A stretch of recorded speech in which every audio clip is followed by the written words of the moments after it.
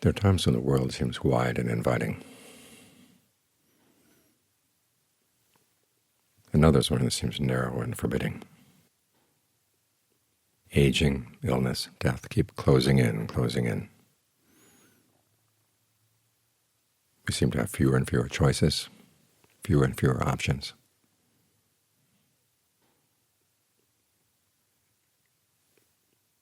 But the important thing is not to let our minds get hemmed in by the world.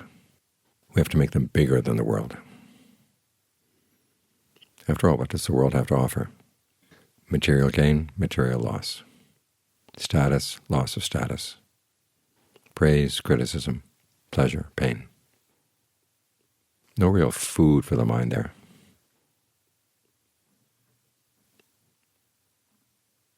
Yet for a lot of people, that's what life is all about.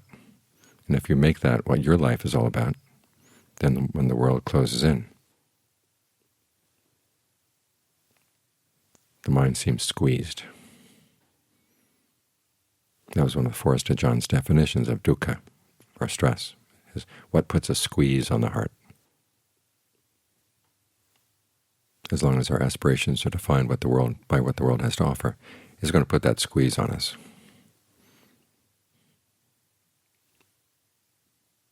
So we have to learn to look around, expand our horizons. Think about the Buddha. He was a very large-hearted person. He was in a position where, when he was still a prince, the world was wide open before him, all kinds of things he could do. And he still saw that it wasn't big enough. It was that aspiration to find something bigger, something that didn't offer the prospect of aging, illness, and death, that wasn't going to come in and destroy whatever happiness he tried to build. He allowed himself to imagine that. Then he realized if it were a possibility, and he hadn't pursued that possibility, his life would have been a waste. And so he pursued it. And he found happiness, true happiness. He spent the rest of his life telling people that they can do it too. He established the teachings that have lasted now 2,600 years, saying that that option is still available to us. So it's important that we allow it to expand our imaginations, expand our ideas of what's possible, so that our hearts can be bigger than the world as well. We do this by developing the perfections, because the perfections are qualities you develop in the mind. And when they're encased in the mind, or the mind is imbued with them, then even when you grow ill, even when you're old, even when you die, they're not destroyed. They carry on, they carry on. And they give you a perspective that allows you to see beyond the confines of your immediate surroundings.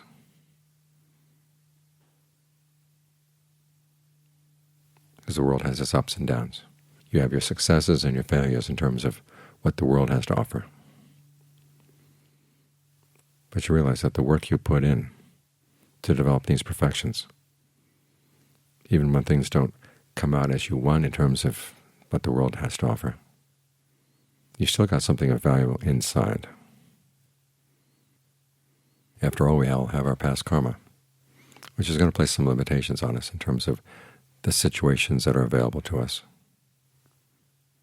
But we also have our present karma, the decisions we're making right now.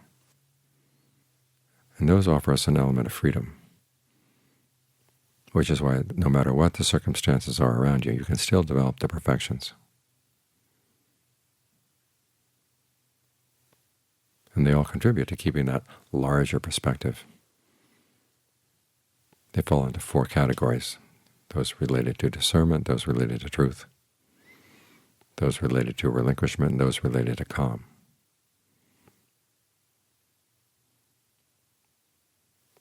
These are the qualities of any good determination. And that's what you have to do in order to get your heart larger. You have to determine on that. Because otherwise you let yourself get defined by what other people want out of you, what they expect of you.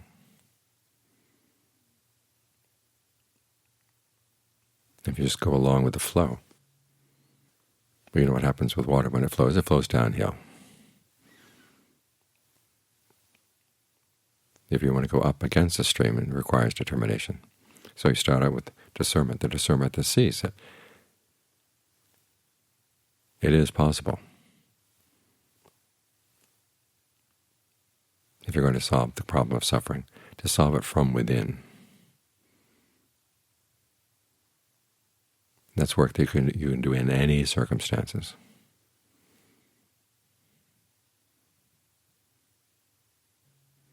After all, it is your craving and your clinging. The clinging is the suffering, the craving is the cause of suffering. You can't pin the blame on things outside. Of course, the Buddha never talks about blame so much, just talking about where you're going to focus your efforts. You focus them inside. But you keep in mind the possibility they're focused inside. As John Lee says, before you make yourself large, you have to make yourself really small. They're focused inside what's happening right here with the breath at the mind. What's happening in the mind right at the breath. Looking at the details, because the details are the things that grow into larger things. You're making your choices, that present karma where you have the freedom of choice. It's made right here. So you want to see this point right here really clearly. Once this point is understood, that's when things open up. As John Lee would put it, he said, things explode beyond the world. There's a dimension that's not confined by the things fabricated by the world or fabricated by your mind. And discernment is what's going to see that possibility. Before it actually sees it, it holds it as a working hypothesis, something you have confidence in, and you allow that to define your idea of what's going to be important. Now, together with discernment, there's goodwill. It begins with goodwill for yourself, because you really do want to take your happiness seriously. But if you're going to take it seriously, you have to think about the happiness of others too, because if your happiness depends on their suffering, it's not going to last. So here again, you have to expand your awareness. Take into consideration the well-being of other beings, other people.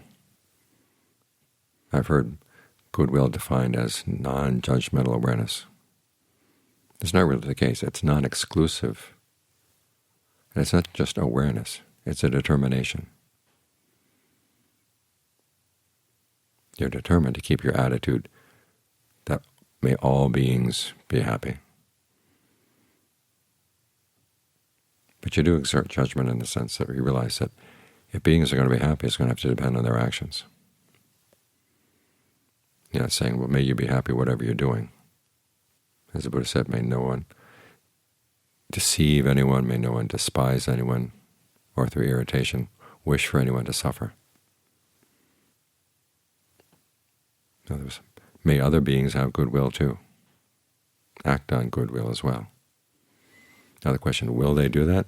It's beyond your power. But you want to make sure that your intentions in dealing with others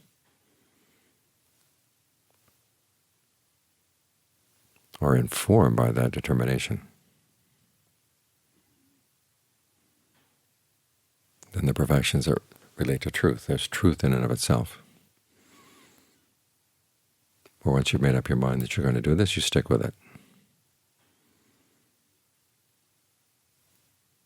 And you hold to that truth, regardless of what the world thinks, and regardless of whether it's convenient in terms of the world. You have a larger truth that you're holding to. You truly do want a genuine happiness.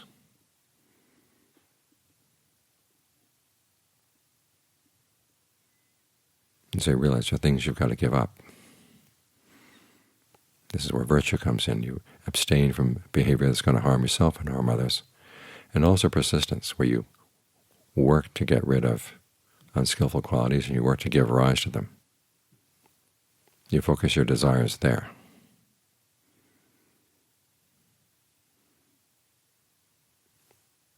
And again, measuring the skill of your actions, not so much in terms of worldly success, but in terms of who's harmed. You want to make sure that nobody's harmed.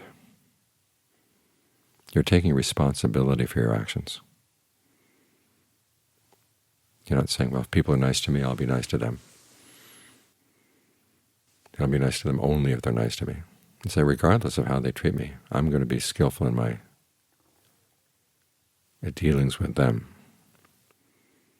So again, you don't let yourself be limited by the circumstances around you. As the Buddha said, if you realize that you would have to suffer in terms of your health, in terms of your relatives, in terms of your wealth, by holding to the precepts, you're willing to suffer those losses because they're minor compared to a loss in virtue.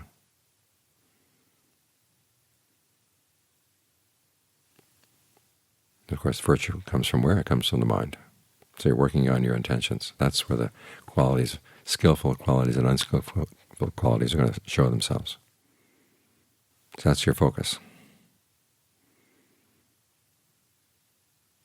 That leads to the next set of perfections, which have to do with relinquishment, basically generosity and renunciation.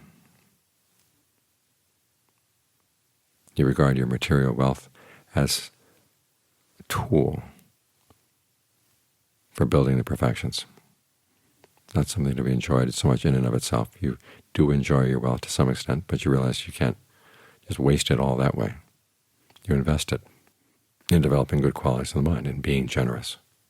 And this applies not only to material wealth, but also to your knowledge, to your energy, to your forgiveness of others. These are ways you can be generous at all times, regardless of what your material circumstances are. And then there's renunciation. We realize that you don't want your happiness to have to depend on sensual pleasures being a certain way. And you look for pleasure inside in terms of the concentration that you can develop. We hear the word renunciation, it sounds like deprivation. But simply you're renouncing a particular level of happiness because you want something higher. It's a trade-up.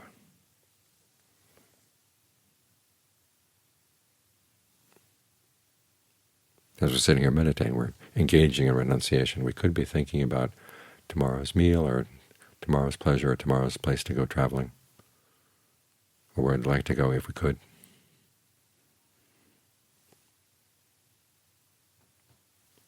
But given the restrictions that are placed on us right now, you realize, okay, that's a pretty futile place to look for happiness.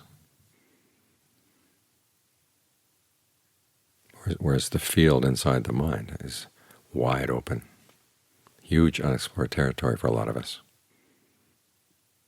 What can be done in terms of the breath? What can be done in terms of getting the mind to settle in and be undisturbed, with a sense of fullness, with a sense of refreshment?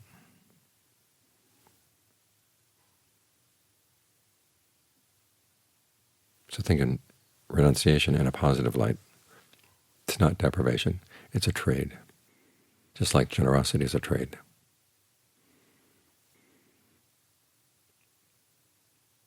Now you do this training for the sake of calm. That's the last set of perfections, basically endurance and equanimity.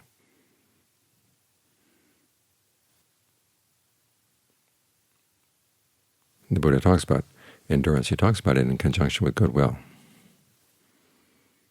In other words, you're willing to endure other people's unskillful behavior. You're not going to react, and you're not going to let yourself get upset by it. That's goodwill for yourself. And the Buddha says, trying to make your goodwill as big as the earth, as wide as the river Ganges, as all-encompassing as space.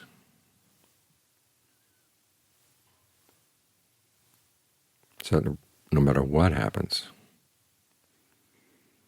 you tell yourself, I'm big enough to take that.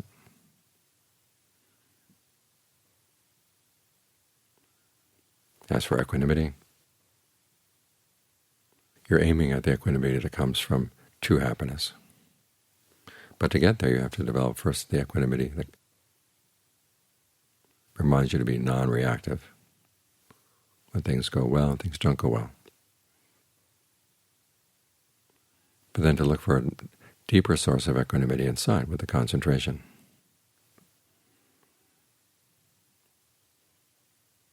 There's a very subtle pleasure. The Buddha talks about the pleasure of pleasure and the pleasure of equanimity. And he says the pleasure of equanimity is more refined. So it's not like you're eating tasteless gruel.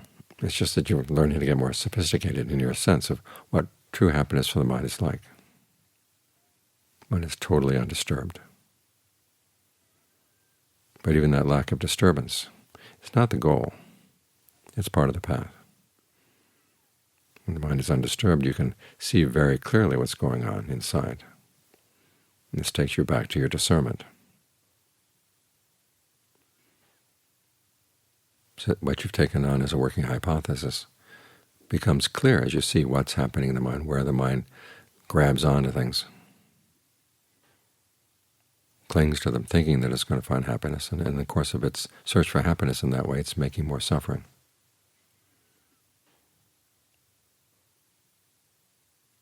You see that, and you can let it go, because you're in a position of strength.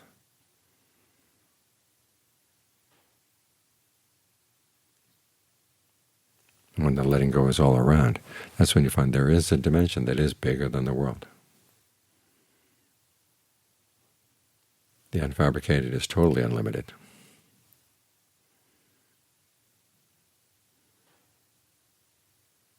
And you found it by not letting the world squeeze you, confine you, define what your aspiration should be.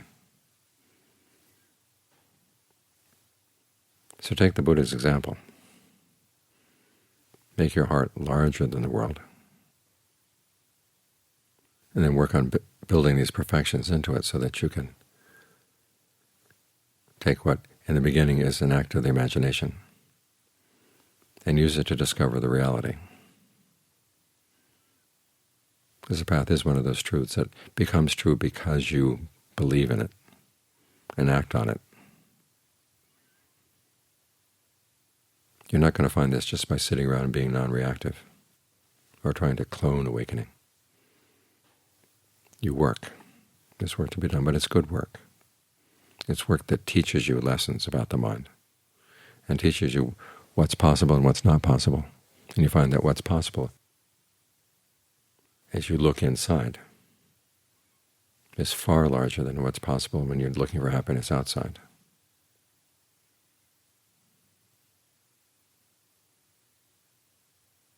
So try to enlarge your heart.